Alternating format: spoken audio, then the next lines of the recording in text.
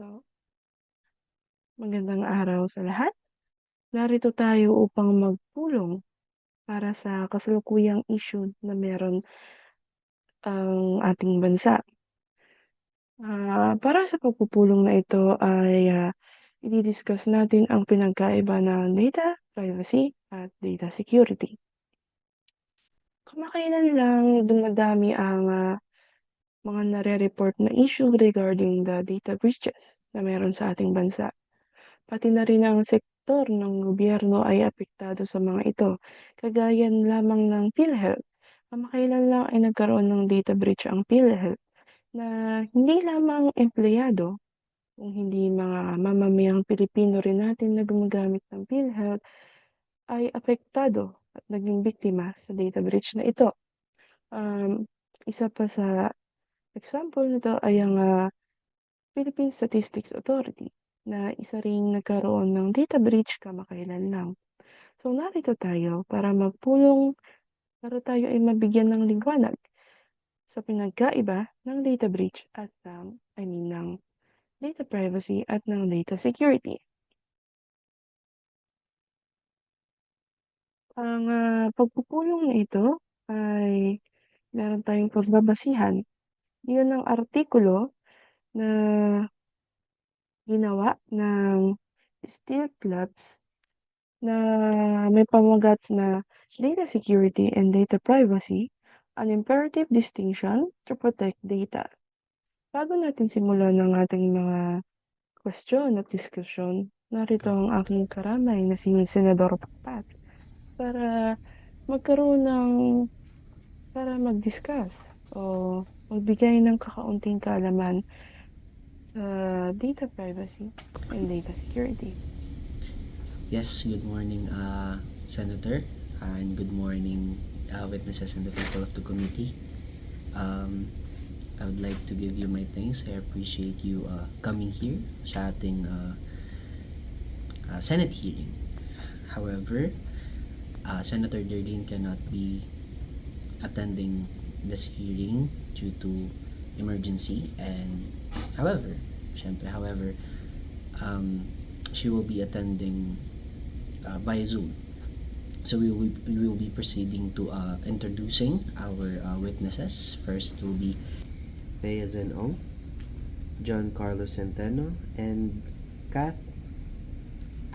Kathleen K. Diquito. So we will be proceeding to reading the blog post entitled Data Security and Data Privacy, an imperative distinction to protect data. In the present digital world, organizations face a multitude of challenges related to the privacy and security of employee, consumer, and client data.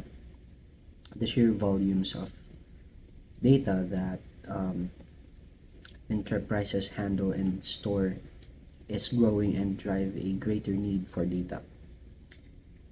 For data protection practices. In addition, computing environments have become highly complex routinely, spanning the cloud, the enterprise data center, and numerous devices ranging from IoT sensors to remote servers. This complexity proliferates the attack surface, making it more challenging for organization to monitor and secure data. Thus, it has become a crucial for organizations to um, incorporate data security and data privacy policies into a sound data governance strategy to prevent data breaches and achieve legal compliance. And unfortunately, many organizations believe that their data security policy covers data privacy and vice versa. They often use data security and data privacy interchangeable interchangeably. Sorry. Um, Data security is commonly referred to as a confidentiality, availability, and integrity of information. It is all about the practices and procedures that focus on protecting personal information from unauthorized access, data breaches, cyber attacks, and accidental of intentional data loss. Data security ensures that data is accurate and reliable and is available for authorized users. A data security plan includes resilient data storage technologies, encryption solutions, data erasure, data masking, physical and logical access controls, breach response, and multi-factor authentication. Whereas data privacy is concerned with the procedures and policies that govern the collection, storage, sharing, and usage of personally identifiable information, or PII, and uh, proprietary corporate information. It refers to the rules and regulations that ensure personal or private information is being controlled on par with the preferences of the concerned individuals. The best way to understand the distinction between data security and data privacy is to consider the mechanisms used in both cases. Um, an organization may have effective and robust data security, yet the procedure or process by which information was collected and handled uh, might violate the privacy policy. For instance, an organization might ensure data security by encrypting, masking, and properly accessing the data. But if it gathers that information, it properly,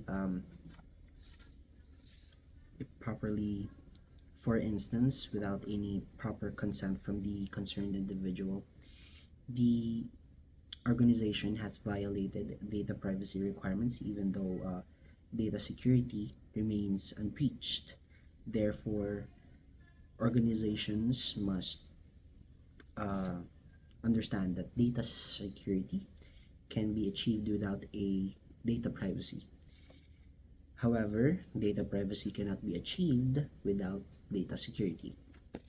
So we will be proceeding to asking our three witnesses we have today. We will be starting with Thea Zen-Ong. Hello, Miss Thea. Good morning. My question to you is, what is the article that I just read all about? Hello po. Good morning po, Your Honor. Based po sa pagkakaintindi ko sa binasa niyo pong blog, Your Honor, the articles explains the difference between the data security and the data privacy, which is the two important concept in today's digital world. It highlights that the many organizations mistakenly think that data security and privacy are the same, but they have different focuses. The first one is data security involves protecting information from unauthorized access, breaches, or loss, ensuring it remains accurate and accessible to unauthorized users. This includes using tools like encryption and multi-factor authentication. And the other hand is yung data privacy. It deals with how personal or sensitive information is collected, stored, shared, and used, ensuring it follows laws and personal preferences. The article emphasizes that while you can have strong data security without privacy, you cannot have privacy without good security measures. Yun lang po. Thank you, Your Honor. Thank you, Ms. Teazan Ong. Next, we will proceed to question our next witness, John Carlos Centeno. Hello, Mr. John Carlos. Good morning. So my question to you, why do you think it is important to know the difference between data security and data privacy based on the article? Good morning, Mr. Senator. So, for me, mahalaga na malaman natin yung pagkakaiba ng data security at data privacy dahil magkaiba sila ng layunin.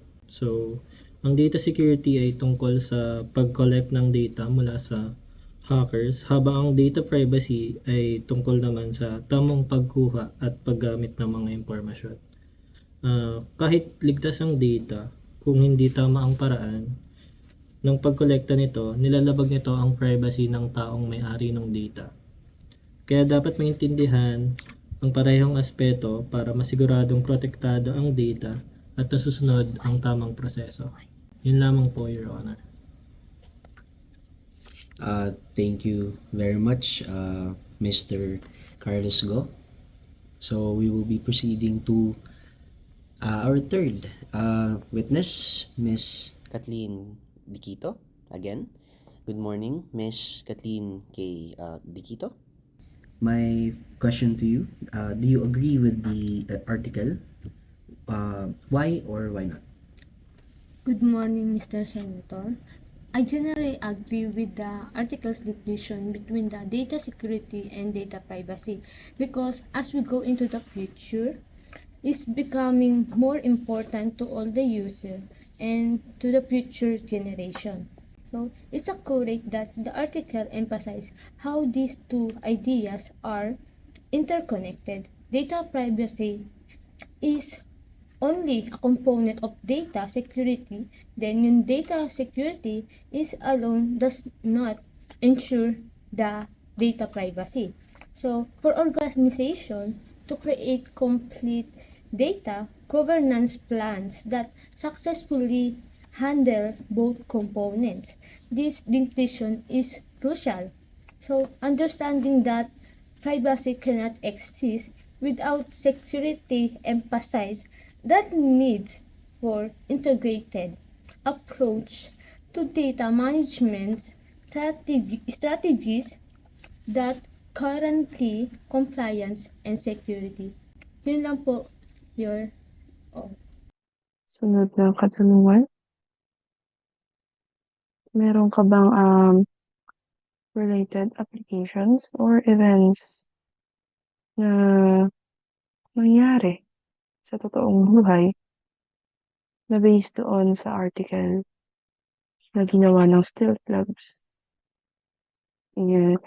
Sasabihin ko na rin sa Ingles. Do you have any related applications and events of the article stated above that happened in real life?